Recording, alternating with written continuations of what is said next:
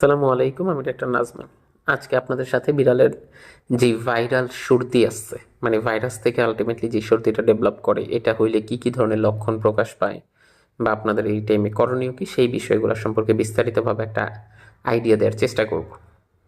বিড়ালের সর্দি বা আপার রেসপিরেটরি ট্র্যাক্টে যে ইনফেকশনটা হয়, এটা মোস্ট অফ দ্য টাইমই হচ্ছে ভাইরাল ডিজিজ থেকেই হয়। এবং ভাইরাল ডিজিজের মধ্যে যেমন ফ্যালাইন হারপিস ভাইরাস বলেন বা ফ্যালাইন ক্যালসি ভাইরাস বলেন, এই ভাইরাসগুলো যখন এফেক্ট করে তখনই সাধারণত হচ্ছে এই সর্দি জ্বর এই ধরনের সমস্যাগুলো সবচেয়ে বেশি পরিমাণ ফেস করে। এবং এটা ছাড়াও কিন্তু এই সর্দি বা ঠান্ডার আরও অনেক কারণ থাকতে পারে। হ্যাঁ, ব্যাকটেরিয়াল কিছু ডিজিজের জন্য এটা ফর্ম করে, তারপরে হচ্ছে বিভিন্ন অ্যালার্জি জনিত কারণে এটা ফর্ম করতে পারে। আবার বডির ইমিউনিটি ব্যবস্থাও যদি একটু দুর্বল থাকে সেসব ক্ষেত্রেও এটা ফর্ম করতে পারে। মানে এটার অনেকগুলো ভিন্ন ভিন্ন ধরনের কারণ আছে।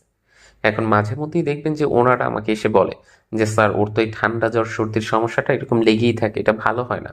কারণ আপনি হচ্ছে ওকে যে মেডিসিনটা দিচ্ছেন ওইটা প্রপার কারণটা ডায়াগনোসিস করতে পারেন নাই। প্রপার কারণটা যদি ডায়াগনোসিস করতে পারতেন তাহলে হচ্ছে একদম ওই মেইন যেই অ্যাকুরেট কারণ ওইটা রিমুভ করা গেলে আর এই বারবার হচ্ছে সর্দির সমস্যাটা ফেরত আসতো না। যেহেতু বারবার ফেরত আসতেছে তার মানে ওই কারণটা হয়তো বা রয়েই যাচ্ছে। এই জন্য হচ্ছে সবসময় আমি আপনাদেরকে বলি যে একজন রেজিস্টার্ড ভেটের সাথে কথা বলে সেইভাবে হচ্ছে আপনি ট্রিটমেন্ট প্রোটোকলটা সাজান, সেইভাবে সেই কারণটা ডায়াগনোসিস করে দেখ, সেইভাবে আপনি ওষুধগুলো খাওয়ান, তাহলে দেখবেন যে খুব অল্প সময়ের মধ্যে ঠিক হয়ে যাবে।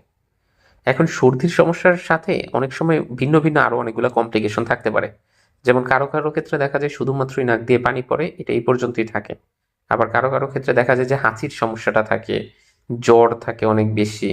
এবং এই প্রথম অবস্থায় হাঁচি জ্বর সর্দি এগুলো যদি আপনি প্রপারলি ট্রিটমেন্ট না করান, পরবর্তীতে ও বারবার কাশি দিতে থাকে। এবং এই কাশি দেওয়ার সময় দেখা যায় যে প্রচণ্ড পরিমাণ বুকে ব্যথা হয়, এবং তখন খাবার দাবারের পরিমাণও আস্তে আস্তে কী করে ফেলে, কমিয়ে ফেলে। তখন ওই সিমটমগুলো ডেভেলপ করে। এই জন্য হচ্ছে প্রথম দিকেই যে ঠান্ডার সমস্যাটা আছে এটার ট্রিটমেন্ট যদি আপনি না করান, পরবর্তীতে কমপ্লিকেশন কিন্তু আরও বাড়বে। এবং এটার কমপ্লিকেশন হিসেবে যদি ক্যালসি ভাইরাস ধরেন যে এফেক্ট করে থাকে ওর এই রেসপিরেটরি ট্র্যাক্টে, তখন অনেক সময় মুখে হচ্ছে ঘা হয়।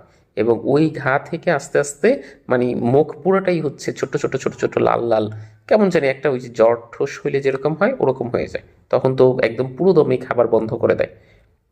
এই জন্য সবসময় হচ্ছে প্রথম দিকে সতর্ক থেকে ওকে হচ্ছে ট্রিটমেন্টটা করানোর চেষ্টা করবেন। আরেকটা ব্যাপার হচ্ছে কি, এই টাইমে আপনি একটা কাজ করতে পারেন যে একদম যদি দেখেন যে প্রথম অবস্থা প্রাইমারি স্টেজ, তখন হচ্ছে আপনি অ্যান্টিবায়োটিকে না গেলেও হবে। প্রাইমারি সাপোর্টিভ যেই ঠান্ডা ওষুধগুলো পাওয়া যায়, ঠান্ডা সর্দির ওষুধগুলো পাওয়া যায়, সেগুলো আপনি একজন রেজিস্টার্ড ভেটের সাথে কথা বলে নিয়ে নিতে পারেন। আর যদি দেখেন যে না, গায়ে প্রচণ্ড পরিমাণে জ্বর আসছে এবং সর্দির সমস্যাটা বাড়তে বাড়তে এটা হচ্ছে এখন অনেক ঘন হয়ে গেছে, তখন হচ্ছে আপনাকে অ্যান্টিবায়োটিক শুরু করতে হবে। এই স্টেজে অ্যান্টিবায়োটিক যে শুরু করবেন, খুব বেশি পাওয়ারফুলটা যাওয়ার দরকার নেই, লো পাওয়ারের একটা অ্যান্টিবায়োটিক প্লাস জ্বরের জন্য আলাদা ওষুধ, তারপরে হচ্ছে সর্দির জন্য আলাদা ওষুধ, এগুলো কন্টিনিউ করলে আশা করি ভালো হয়ে যাবে। কিন্তু অনেকেই আমাদের মধ্যে আছে, অনেক ওনারা যারা হচ্ছে কিনা প্রপারলি একদম প্রথম দিকে কেন মাঝামাঝি সময়টাও ওষুধটা শুরু করে না। ওষুধ শুরু করতে গেলে তখন ওরা ওই ঠান্ডার ওষুধটা বলতে বুঝে ওই অ্যালাট্রল বা হিস্টাল, এই দুইটা সিরাপি।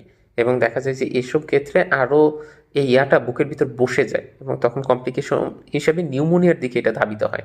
তো ওই স্টেজটা কিন্তু অনেকটাই ভয়ঙ্কর, এবং তখন আপনাকে ওই লো পাওয়ারের অ্যান্টিবায়োটিক আর কাজ হবে না। তখন আপনাকে হচ্ছে হাই পাওয়ারের অ্যান্টিবায়োটিক ব্যবহার করতে হবে, সাথে অ্যান্টিহিস্টামিনিক এরকম আদার্স আরও অনেক রকমের মেডিসিন ব্যবহার করতে হবে। তখন এই স্টেজটায় আমার কাছে সবচেয়ে বেশি পেশেন্ট এইটাতেই আসে। এবং তাদেরকে যখন জিজ্ঞেস করা হয় যে আপনি প্রথম অবস্থায় নিয়ে আসলেন না কেন, তখন তারা বলে যে স্যার, আমরা তো হচ্ছে প্রথম অবস্থায় হিস্টাল সিরাপটা খাওয়াচ্ছিলাম বা প্রথম অবস্থায় সেফ 3 দিয়ে শুরু করছিলাম। এরকম দুই একটা ভাঙা ভাঙা মেডিসিনে কখনোই মনে রাখবেন যে সর্দির মতো একটা কমপ্লিকেটেড জিনিস ভালো হবে না।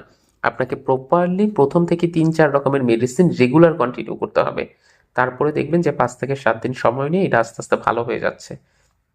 এবং এই টাইমে কিন্তু বডির ইমিউনিটি এমনিতেই একটু দুর্বল থাকে।